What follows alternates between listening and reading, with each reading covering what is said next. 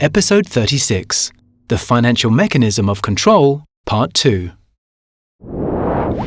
In addition to the systemic subordination of the real credit to the financial credit, which is made possible by keeping credit for production and consumption artificially scarce, there are two other elements that constitute the triangular financial saddle in our elephant analogy: the annexation of the ownership of financial credit and the monopoly control over the creation of credit.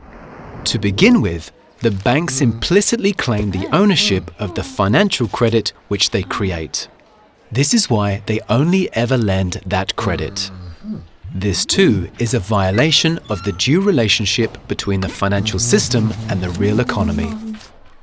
For the real credit of society, i.e. raw materials, labor, real capital, know-how, is owned by the businessmen, the workers, or the government on behalf of the citizenry, etc. There are also the common natural resources, the cultural heritage, and the unearned increment of association, which are rightly viewed as being owned by everyone, after the pattern of the commons. Again, if the financial system were an honest system that reflected reality, the financial credit that is created would have to be regarded as being owned by the same people who own the real credit and not by the banks. Thus, the bank's claim to ownership over the financial credit is actually a usurpation and dispossession of the true owners.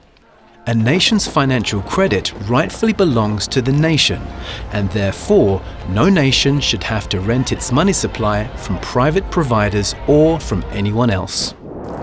The situation is complicated by the third and final plank that makes up the financial saddle: the fact that, under the existing financial system, the banks possess a monopoly on credit creation. This means that only they are in a position to alleviate the artificial scarcity of credit. So, we have a situation in which the banking system, as a result of the inherent imbalance between prices and incomes, in combination with the lack of credit for useful production, is complicit in the generation of all sorts of dissatisfaction and instability. This motivates people to continually look for answers and to demand that something be done in order to ease the artificial financial pressures under which they are forced to live.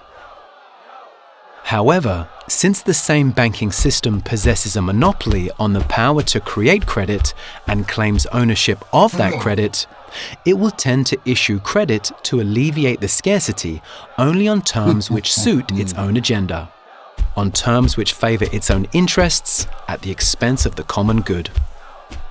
The financial saddle thus sets up the bankers in a position where they can, through the application of rewards and punishments, steer the real economy in the directions that are most congenial to themselves. When governments, businesses, workers, and consumers do what pleases finance, what suits the interests of the bankers, they are rewarded with access to credit, or credit on the best of terms, the carrot. When they do not cooperate in forwarding that policy, they are punished via the stick, through the non-availability of credit, the withdrawal of credit, or the issuance of credit on unfavorable terms.